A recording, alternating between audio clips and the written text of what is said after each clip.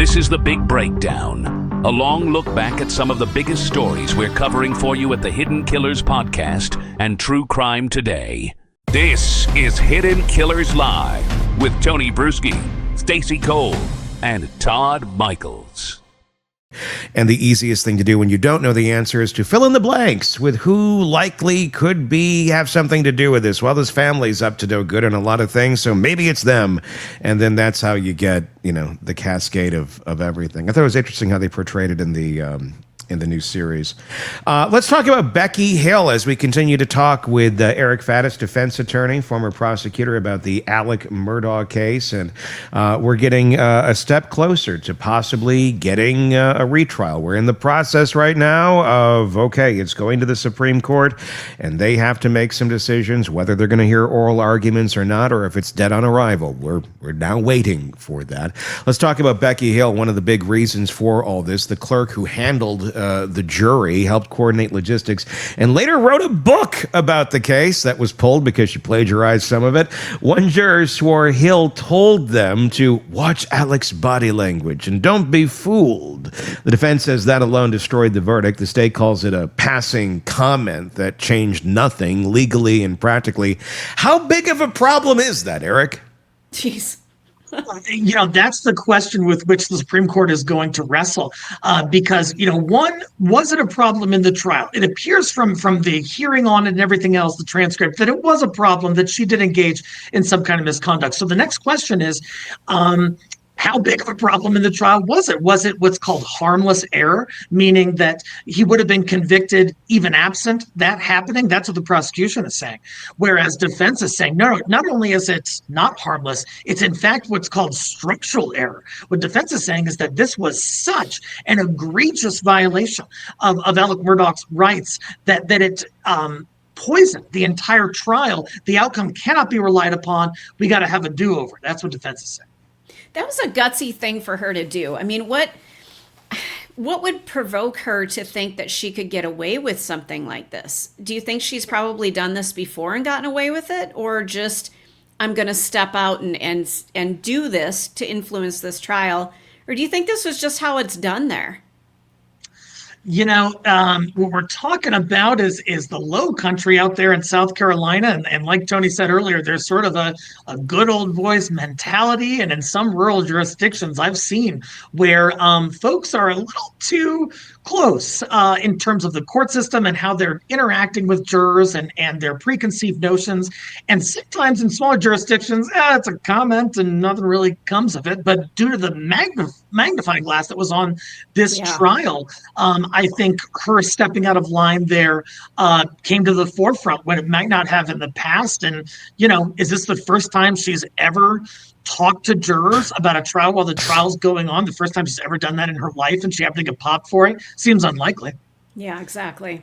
Is it gutsy or just ignorant? I mean, because sometimes gutsy, I think, can be confused with ignorance. There's people that'll say stupid shit all the time, and then you're like, something like, oh wow, they're saying that. That's gutsy if you don't know what they are. And then you look at their track record and it's like, that's not gutsy. They just don't know when to shut the F up. and to me, that kind of feels like this. But regardless of what's going on in the back of her mind, what's running this machine, that doesn't matter. What matters is what came out of her mouth and then how it affected a juror or jurors or did not. The state's argument is basically, even if she said it, the evidence was strong enough to outweigh it. That's a dangerous precedent to set. It's basically saying that if the evidence is strong enough in any case, our clerk of court can pretty much say anything they want to you, and the evidence will stand on its own. You don't have to. She's not going to weigh on you. Why? Because we're saying she's not going to weigh on you. That's not how this works. No, you can't unhear it. You make such an important point, and in fact, that similar point is echoed in the defense's appellate brief, where they say, hey, look, prosecution wants you to just ignore this and say, hey, it was no big deal. But if we did that, we'd have a system, that'd be the same as saying, hey, what if Becky just paid this juror to vote guilty? What if she engaged in some further misconduct? If the rationale is that, oh, well, there was a ton of evidence, so who cares? That undermines, the sort of fundamental structure of the entire system and the reliability that the public places in it. What I'm troubled by is where it's sitting, because we did learn in the last round of hearings where Jean Toll basically punted it down the line a little bit, literally got on football clothing, a uniform, and she went out there, put Alex Murdaugh's face on a football, and punted it outside of the Colleton County Courthouse. It was quite a scene, and she made the field goal. It was quite a neat. But in all seriousness, she punted it down the line, and basically saying, I don't find that there's anything that went wrong here, even though we had a juror that flat out said, no, she said this and it affected me. How is it where the judge or the system can be the person that decides what is truly affecting someone or not, when the very person that they're asking, did this affect you or not, says, yes, this affected me, and they can go back and say, nah, it didn't. Right. Then why'd you ask? Right. I've contended from the very beginning that the judge got it wrong on the motion for a new trial. And, in the appellate brief for defense, they cite to the transcript where they're asking this juror about this statement. The juror confirms that the statement was made, that, don't be fooled by the defendant who is exercising his constitutional right to testify. And then they asked the juror, hey, point blank, did this affect your verdict? Did this influence you to vote guilty? And according to the transcript in the brief, the juror said yes. And so, for a judge to sort of second guess, what are they contending, that the juror was lying under oath about this thing that is probably very, chaotic and traumatic for them, they didn't have to be involved in. It seems like the judge was sort of substituting their own feelings about the case, and didn't want to be the ones responsible for overturning such a high-profile murder conviction when he punted down the line to the higher-ups. It feels like gaslighting. Like, no, you didn't. Yeah. You weren't affected by that. Don't look behind the curtain. Yeah, I mean, it's like, well, why are you even having a hearing on this then? Yeah. If you're going to have a hearing on it, you kind of have to accept the answers to what they are, reality on reality's terms. If the juror's saying, yes, this affected me, well, then you got your answer. Just because it doesn't go along with a narrative that you'd like it to be, the clear cut, no, none of this affected me. Okay, great, clear cut. We wouldn't be talking about this then. Right. And be like, see, it didn't do anything, and they're all claiming it didn't do anything, but there are. They are claiming it did do something, and they're still like, nah, no, it didn't. We got it. It's just kind of stunning how that works. Oh, it is. And I think personally, just looking at this from a legalistic lens, I think Murdaugh has a decent shot to get a new trial at the Supreme Court level based on this alleged clerk misconduct that affected the jury, and they testified it affected their verdict. That's essentially the legal standard defense has to meet. Seems like they met it. But do you think there's going to be a different outcome, though? We're going to go through this all over again, and we're probably going to get the same outcome, don't you think? Critical question, Stacey, and it reminds me of the Miranda case. So we all know the Miranda warnings, where you have to tell the suspect, hey, anything you say can be used against you, right? Remain silent, that kind of thing. Because what happened in that case is there was a horrendous murder. The defendant Miranda was accused of it. He wasn't given his rights. He was convicted at trial. The trial was overturned. He got a new trial because he wasn't read those rights. And at the new trial, he was convicted again and sentenced to decades in prison. So we may very well have the same outcome, but if we do so in a way that also bolsters the credibility and reliability and fairness of our system, maybe that's the right way to go. That's why we're doing it.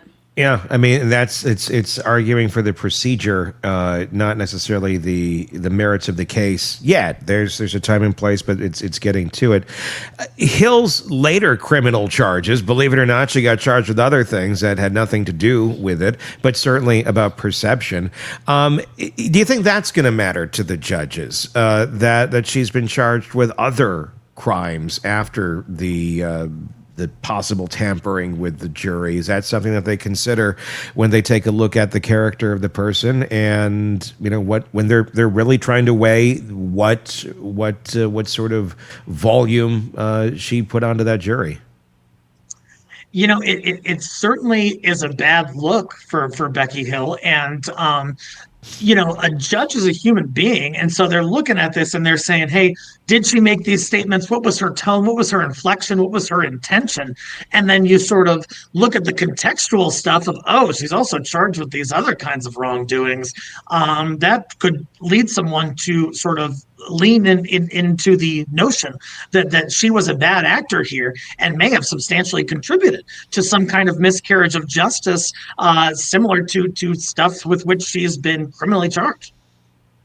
The defense is also claiming that it wasn't just a murder trial; it was a character trial. There was a week of financial testimony about theft and fraud that the defense is going to say had nothing to do with the murders themselves. The prosecution is going to say it absolutely did. It had a lot to do with the motive of why Alec did allegedly what he did and what he's been convicted of. Prosecutors insist it was a crucial motive and a crucial piece of evidence that the financial storm closing in explained why the murders even happened.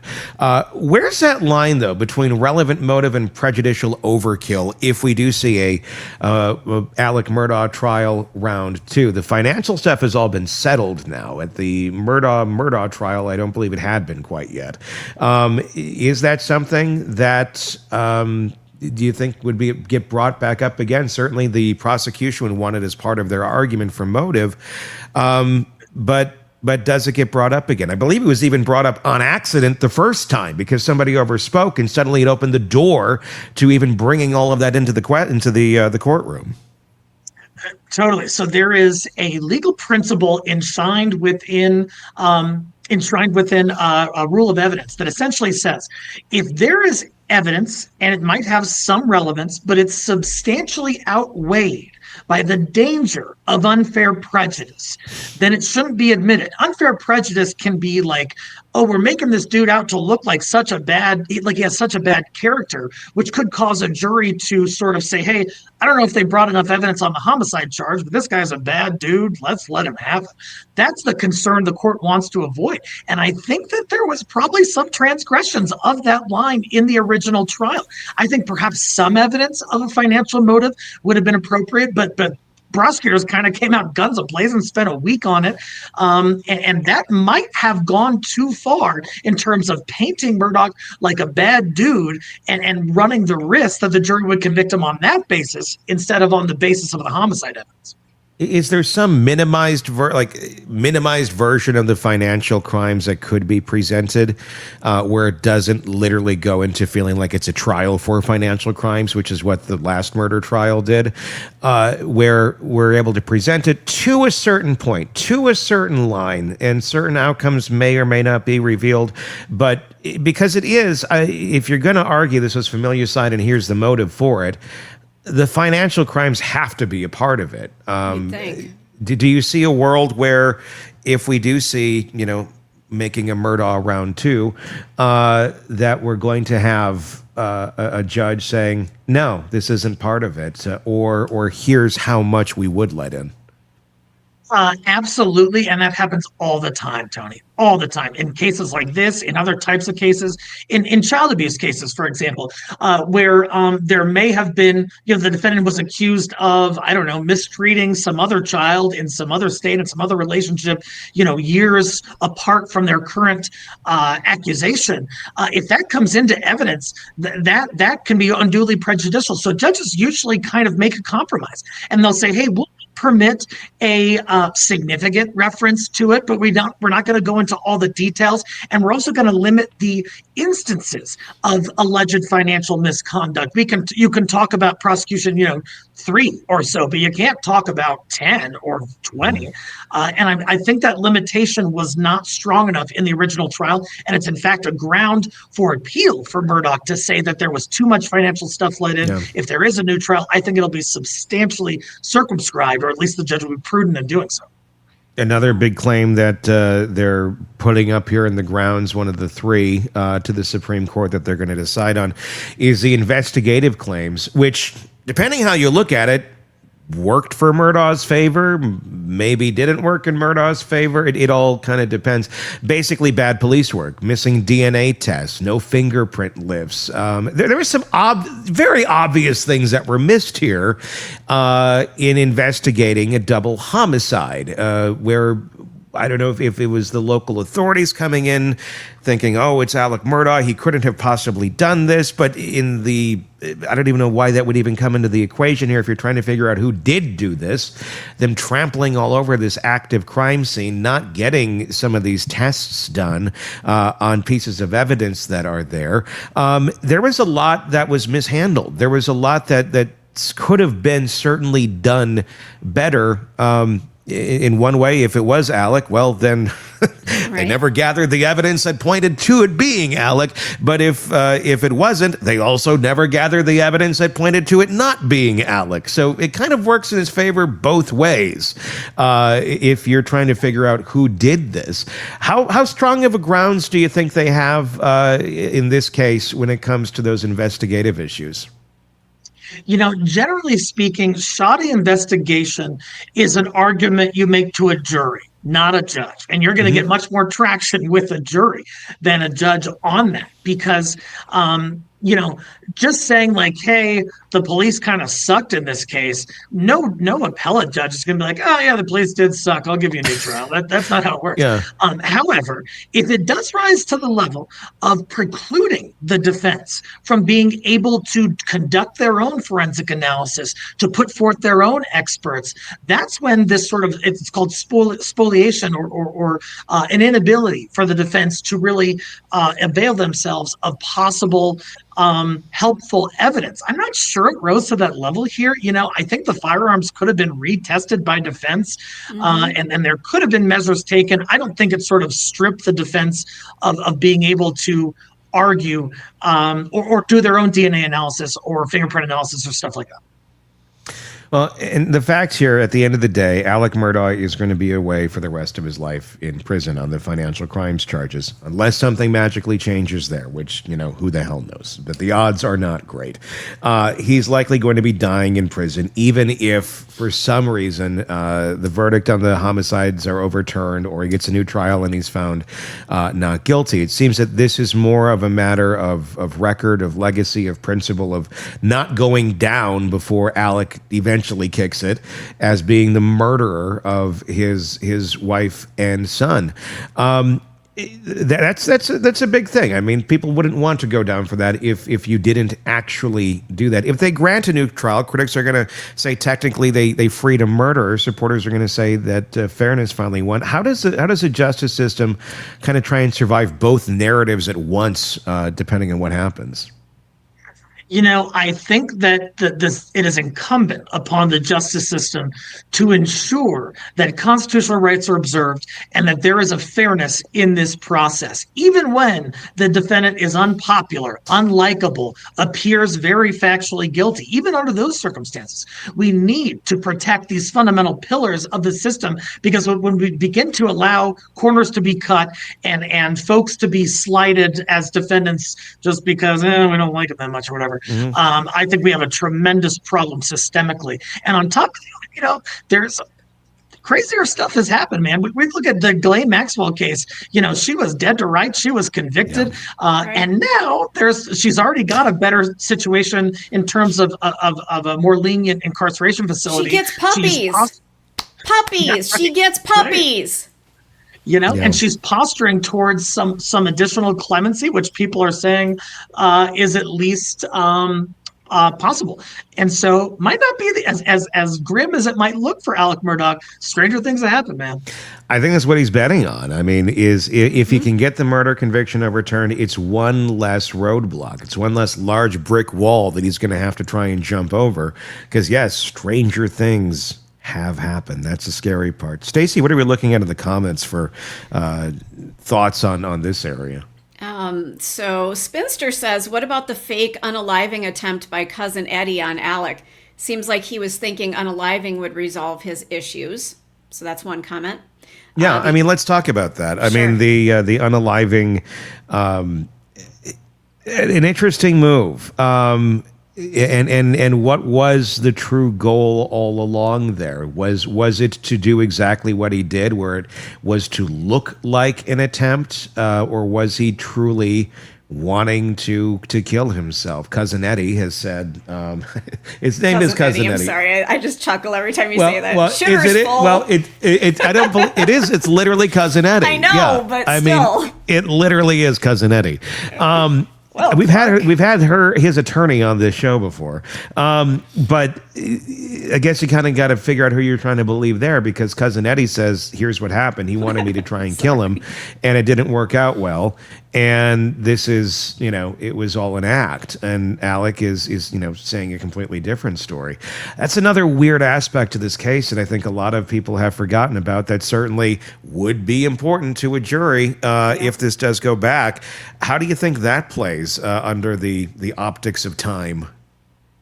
I think that it inures to the detriment of Alex Murdaugh, because if that information goes to a jury, what they might be thinking is, hey, look, Alex Murdaugh was an attorney. He knows the system. He has a chance at trial, especially if he didn't do this. Why kill yourself? Why not go the distance and fight for your innocence and get to that point?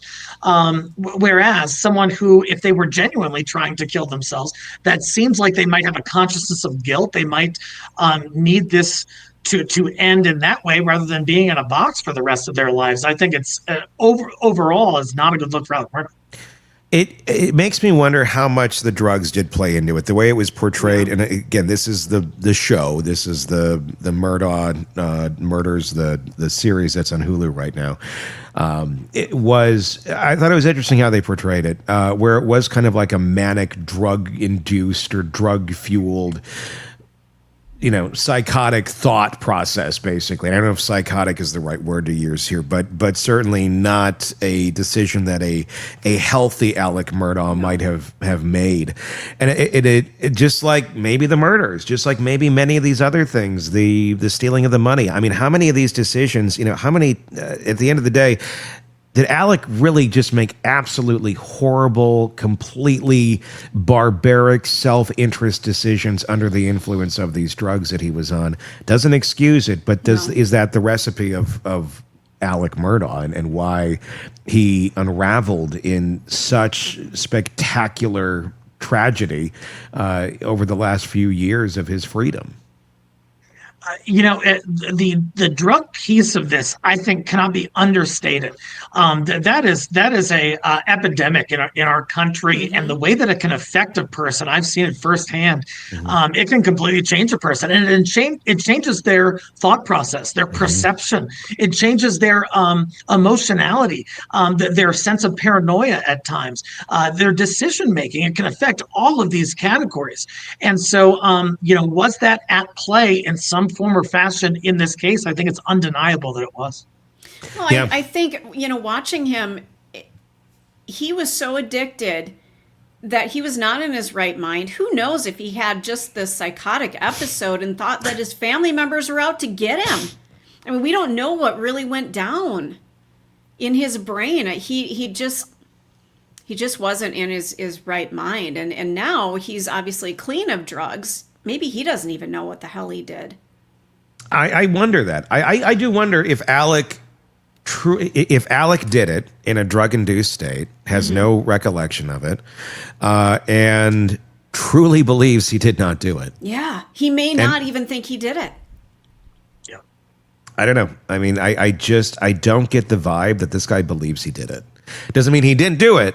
Right. But I think I get the vibe he believes he didn't do it. Kind of in a Lori Vallow sort of way of just complete divorce from reality of what's going on around you, but able to just kind of talk about reality like they're seeing it, like it's all there, even though those things you're seeing, those things you're claiming happened did not take place the way you are envisioning them. Well, in his mind, he may think that an innocent man is behind bars because in his mind, he never did it. Yeah. He wasn't present when it happened. So he didn't do it. I know. It's fascinating. We'll see where this goes. How long do you think it'll take here for the Supreme Court of South Carolina to make a ruling on these three things that are sitting in front of them? Different jurisdictions have different timelines on this kind of thing. That being said, with all of the national attention, with all of the spotlight on the case, I think the Supreme Court has a motivation to decide on this promptly. I'm guessing a handful of months. I would think early 2026 is when we get to a place where we'll have some finality, at least at this level of the appeals. Mm-hmm. And then it goes to oral arguments if they accept it, if they say, okay, let's hear it, and then they're going to have to argue, and then the court then would decide, is that like the next gateway after that? Is the next gateway a trial? If they hear the oral arguments and say, yes, this is valid, you deserve a new trial, or is there more hoops to jump through? Right. So if after the oral arguments, the Supreme Court says, hey, Murdaugh is entitled to a new trial, it would go back to the trial court. We'd start all over. And we'd have another trial, which would be months and months down the road. If the court denies the appeal, there are still likely some appellate avenues to be explored, like a sort of a habeas corpus, Hail Mary to a federal court, and trying to get some relief on that end. But if the court denies this appeal, this could be the beginning of the end for Alex Murdaugh. Do you think this will have some resolution of some sort in the next year, or are we talking years from now, a new trial? Yeah, no, I would say 2026 is a reasonable timetable for a new trial or a Supreme Court, South Carolina Supreme Court denial. Gotcha. So if they say in the next month or two, oral arguments, then we'll see that probably early next year. And then a trial maybe late next year, early 2020. What are we into? Next year's 27? Yeah. I mean, it's, I almost want to order the popcorn now. You should. It might be stale by the time it actually takes place. Eric Faddis, defense attorney, former prosecutor, as always, thank you so much for coming on and giving us your insight into this case. It's very fascinating, as always. Always happy to be with you. All right. Let me know your thoughts in the comments section on YouTube. If you're not already there, search Hidden Killers with Tony Brueski. That's where you will find us. Do that same search wherever you get podcasts. And be sure to press subscribe. And like I said, give us your thoughts on YouTube. Until next time. For Stacy and Todd and Eric, I'm Tony Brueski. We'll talk again real soon. Want more on this case and others? Then press subscribe now and don't miss a moment of true crime coverage from Tony Brueski and the Hidden Killers podcast. This is Hidden Killers with Tony Brueski. Here now, Tony Brueski. Alex Murdaugh. You've been watching the Murdaugh Hulu series? It's good. I've been finding it very fascinating. We're going to dive into some interesting news in the case, the idea, the very real possibility that Alex Murdaugh could be getting a new murder trial. It's not hype. It's not spin. It's actually, if you're playing along at home and have been for any time and watching what went down after that trial, what they found out about the clerk of court, what was said, what was done, the misconduct, even if you think he's guilty of sin and he's a horrible, horrible human being, I don't think that there's a whole lot of anyone that's saying he's not. If you believe in the rule of law, you may need to believe that he deserves a second murder trial. Believe me, it kind of pains me to say that, but if we're playing along with how, we want fairness, we want accuracy, we want justice, Some horrible crimes over here don't always mean a horrible crime over here. I don't know the answer to exactly what happened here. But when you have a clerk of court trying to influence a jury and they have an actual jury member saying, she influenced me, well, that's not a fair trial anymore now, is it? No matter who is on trial. Take Alex Murdaugh out of it for a second. So we're gonna dive into this, and I want to get your thoughts in the comment section. So please hit subscribe, and please do in the comment section give me your thoughts. A little hot tea today. All right, we got 3 filings, 2 stories, 1 truth.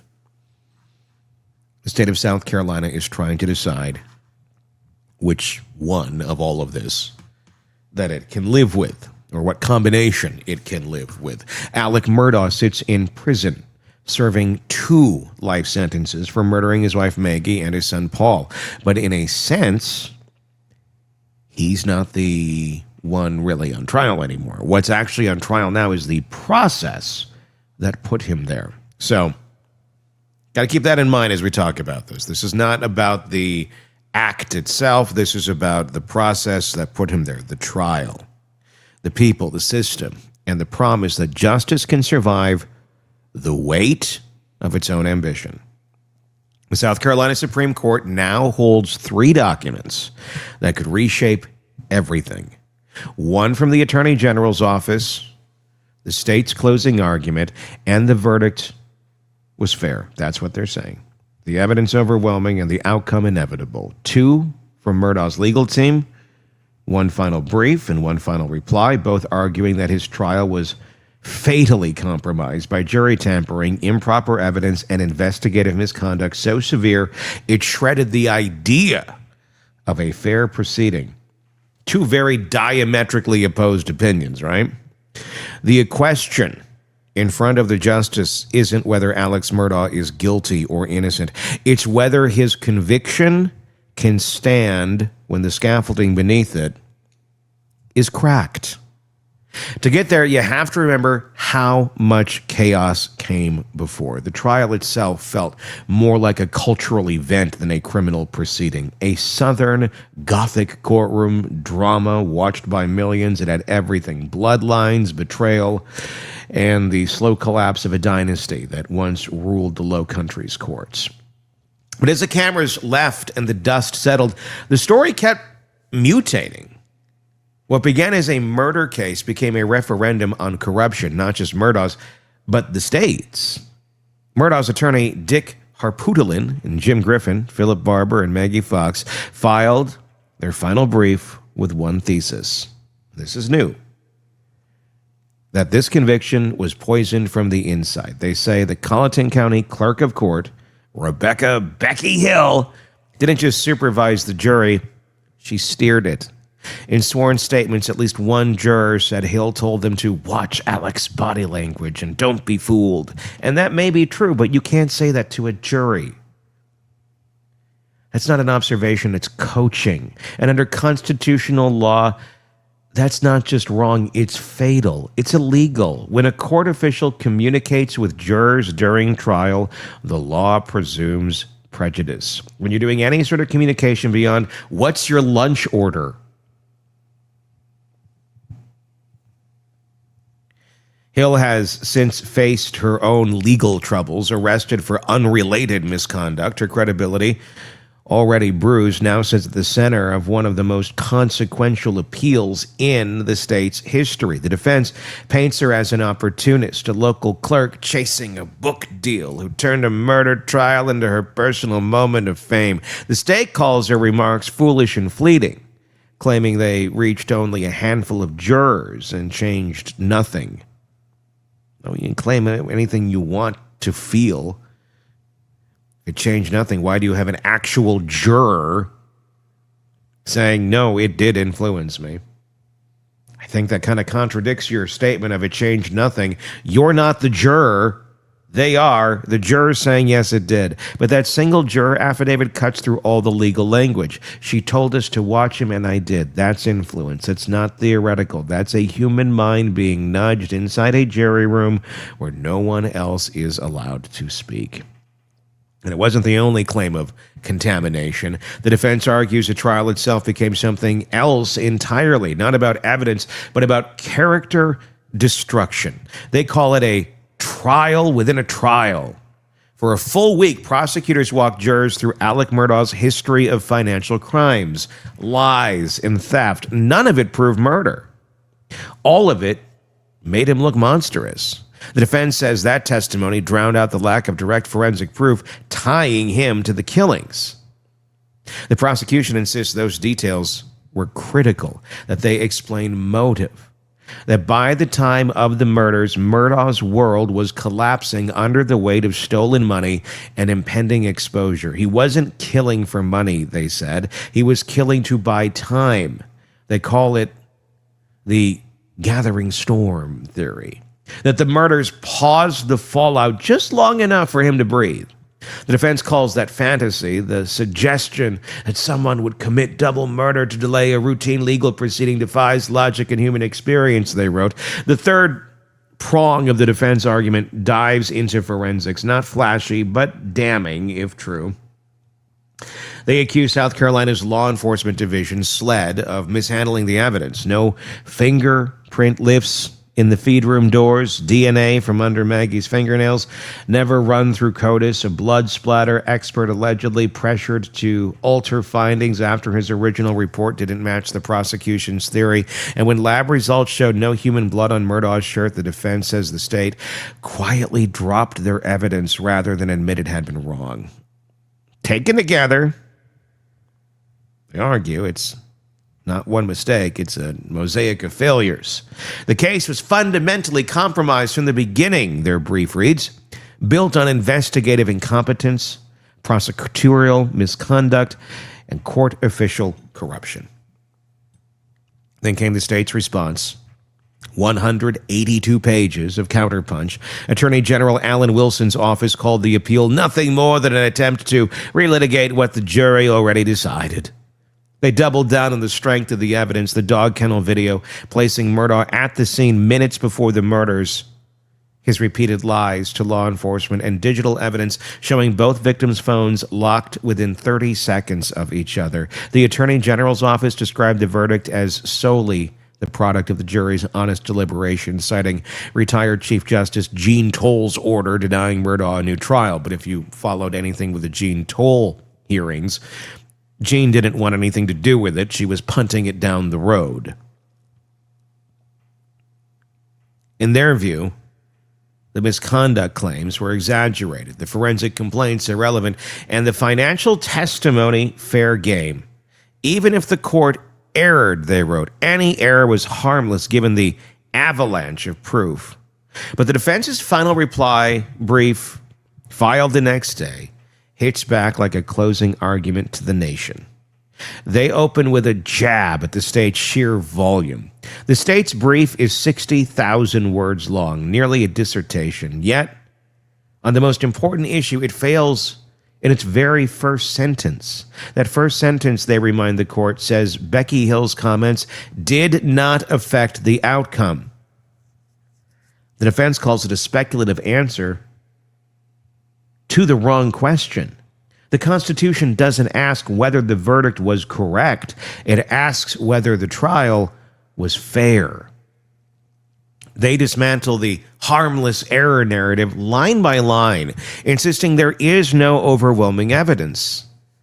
Exception to due process. They accuse the state of mistreating facts, misrepresenting evidence, and defending a verdict built on a structurally defective trial that they drive home their thesis again. The state's case was not overwhelming. It was built on investigative failures, fabricated evidence, and jury tampering. For the state, it's a procedural defense. They argue Murdaugh waived some of his objections at trial, that the financial testimony was largely admissible under multiple theories, and that Becky Hill's words were unfortunate but meaningless. For the defense, it's a moral defense of the system itself, that if misconduct by an official inside the courthouse can be brushed off because the evidence looks strong, then the rule of law itself starts to rot. And that's where the entire debate now lives, in this gray space between law and legitimacy. South Carolina's highest court isn't just reviewing a murder conviction, it's deciding how much imperfection it can tolerate in exchange for finality. If the court rules the verdict stands, it tells the world that justice, even when messy, held firm. If it grants a new trial, if it tells the world that corruption from within, even subtle, can't be excused just because a guilty man was caught, either way, it's not just Murdaugh's fate hanging in the balance, it's the credibility of the very machinery that convicted him. The juror affidavit makes that real. You can talk about evidence all day, but nothing erodes faith like a whisper from inside the system. One juror, one comment, one shift in perception, and suddenly you're staring at the possibility that a trial watched by millions could have been steered by a courthouse employee trying to sell a memoir. That's the crack in the facade. And that's what makes the appeal so dangerous for the state, because once you admit the process can be touched, you can't pretend the verdict is untouchable. For now, the South Carolina Supreme Court has a choice. They can call for oral arguments or decide on the filings alone. If they affirm the verdict, Murdaugh's only options will be a post-conviction relief petition for a federal habeas challenge. Both are very long shots, but not impossible. The Fourth Circuit has already overturned one Murdaugh-related conviction before, proving even powerful systems can stumble twice. So here we are again at the intersection of justice and spectacle. The family name that once built courthouses now lingers as a ghost inside them. The lawyers keep writing, the public keeps arguing, and the system keeps trying to convince itself that this is what accountability looks like. Maybe it is. Maybe it isn't. But the truth that keeps echoing through all of this is painfully simple. You can despise Alex Murdaugh and still demand that his trial be clean. You can think he's guilty and still wonder if the state cut corners to make sure the story ended neatly.